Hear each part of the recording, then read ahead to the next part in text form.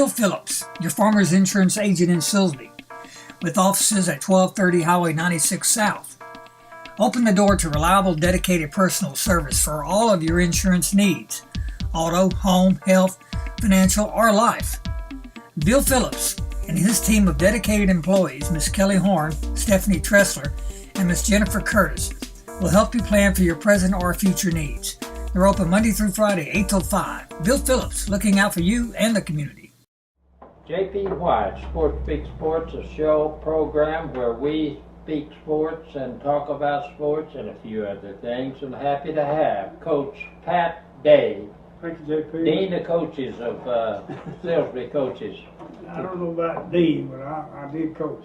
You're okay? I got to hand that title go to the coach that I coached with when I first moved to Sil, would be Coach Ray McGalley. Oh, Coach McGalley. To me, he's the Dean of Coaches.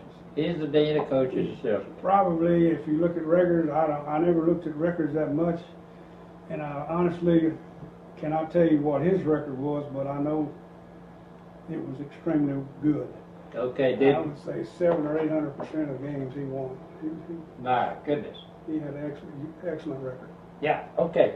And then, now that you mentioned the McGallion name, I believe maybe you coached some of the McGallions, did you? That was one of the most fortunate experiences I've had in my career, because these McGallion boys, all three of them were, of course, sons of Ray McGallion, but they all three had their own different personality. And I was fortunate enough to coach with all three of them. Another highlight of my career was that 71 team.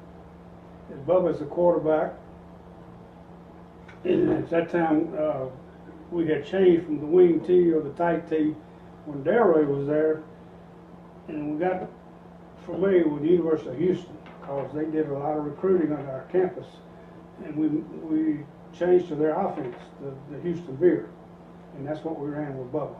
And Bubba could run it extremely well, but he could pitch the ball, he could throw the ball on the run, he could do a lot of things that you needed to do out of that particular formation. So we changed to that formation. And that 71 team, I was asked this quite often, but like I told you earlier, I've been out for this coaching for like almost 30 years, and I don't get a lot of questions nowadays, but at one time everybody said, well, who's the best team y'all had at Sylvia? And I would have to say 71 team. The tailback was James Hunter. Wait, James Hunter? James Hunter, outstanding football player. He was a great athlete. He played basketball, he ran track, went to Grambling, had a good scholarship at Grambling after graduation. He was Detroit Lions, where he had a very good 8-year career. He was an outstanding football player. And I wish I could name all those kids with the offensive line, the defensive line.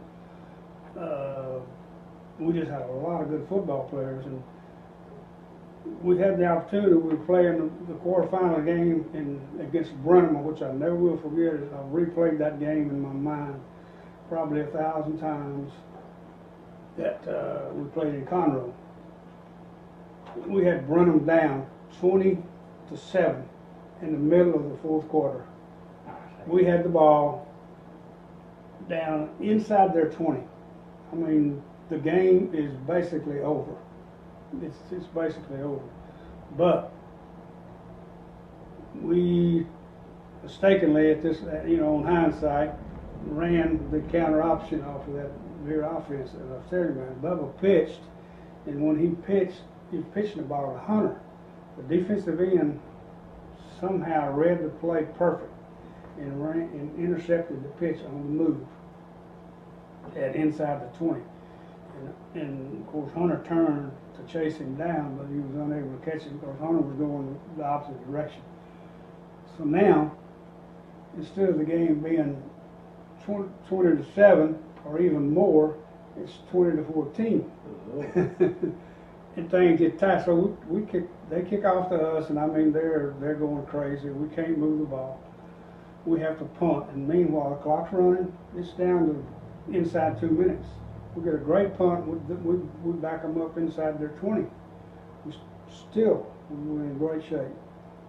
They had an 80-yard drive, They had 3 fourth down conversions on that drive. 3. One of them was a 4th and 12. They made 13.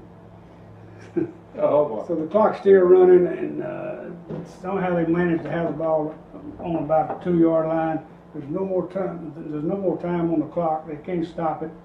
They hurry up to the line to run a play. The quarterback goes one way, and the fullback goes the other way. And somehow the quarterback managed to get the ball in the end zone. We lose the game 21-20 with no time left on the clock. That was the most horrible. Oh. And they went on to win the state championship. And I'm thinking if we had won that game, which we should have, no question, but we didn't. So that probably would have been our state championship team. Probably, yeah, you could have gone on. You were about that close. I have no question. We were a very good team. Now, what about the Lamar Cardinal coach team this year? What are you familiar enough? What are they going to do? Well, I watched them closely since they were formed. I think 4 years ago is when they brought football back. And they obviously, when you start from scratch, you're not going to be very good. And they weren't.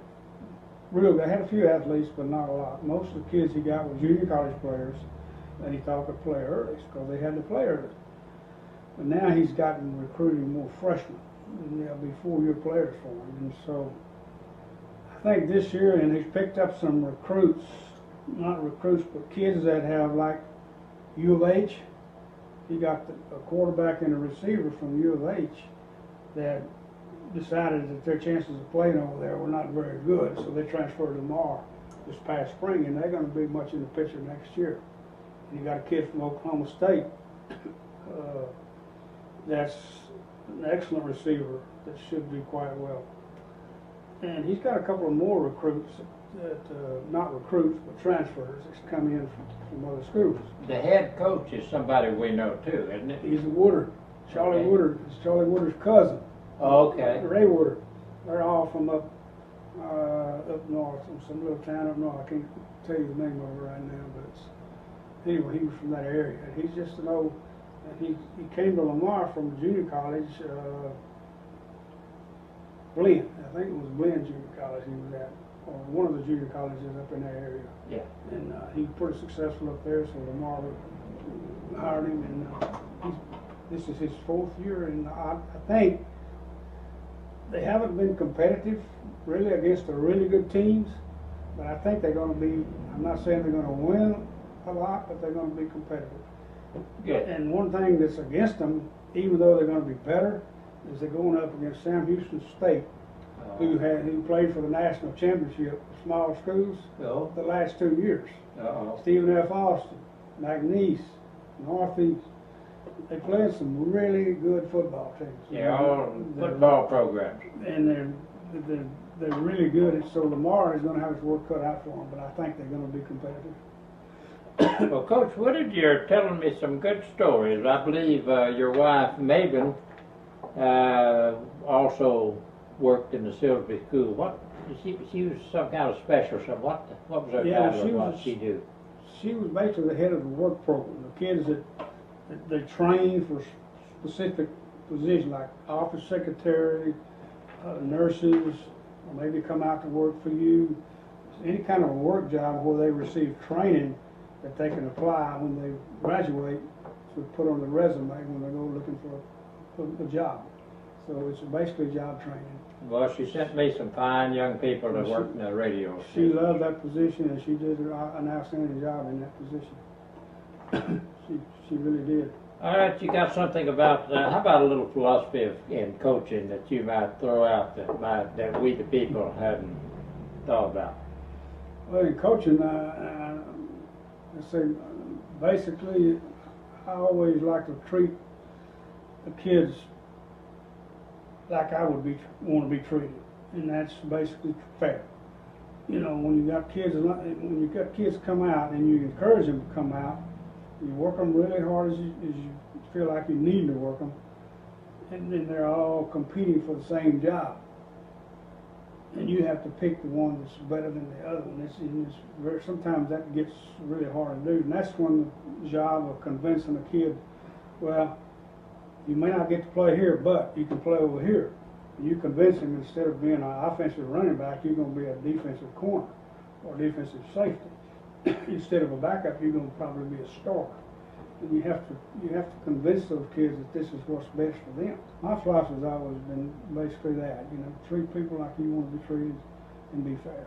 Okay, and that's sort of some pretty good life philosophy, isn't it? And basically that's my same philosophy for life. Okay, well, we have a good story. I like what you told us, and I always liked you. I like you as a coach. I like you as a man. You're one of my favorite people, and one of my best friends, I hope. I am, and I appreciate that, JP. And I can't tell you one quick story. You tell me one. Well, this was on you. Oh, no. If you'll remember, I coached baseball. Okay, yes, sir. Football was my sport, Yeah. but before you become a head coach, you always have to coach a second sport. Okay. And I always had I liked basketball, JV basketball, because you coach JV basketball and you get during the winter. So when the winter's over, spring comes.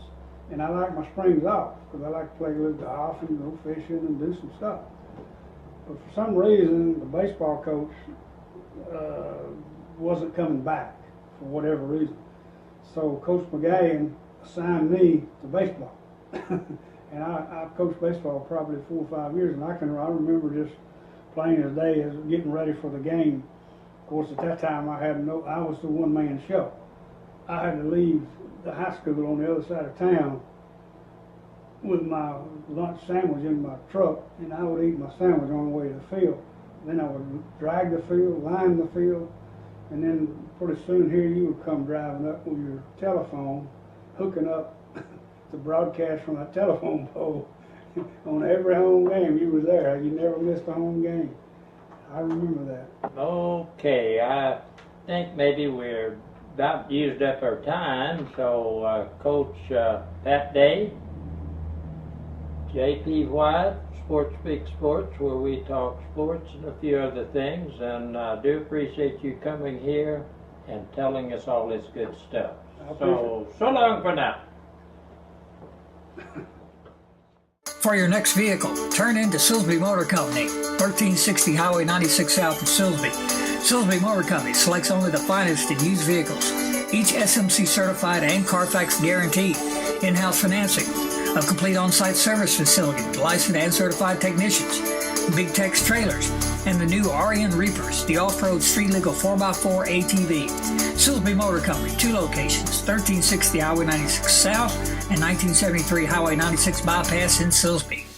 SportsSpeak Golf Cars and Motorbikes, Highway 327 West in Silsby, has this sophisticated street legal Tony Lamborghini golf cart, 6-seaters, 4-seaters, customized trailers, LaFree electric bikes, manual pedal bikes, and a motorized Velo Solex, tires, wheels, trolleys, and accessories for Club Car and E-Z-Go.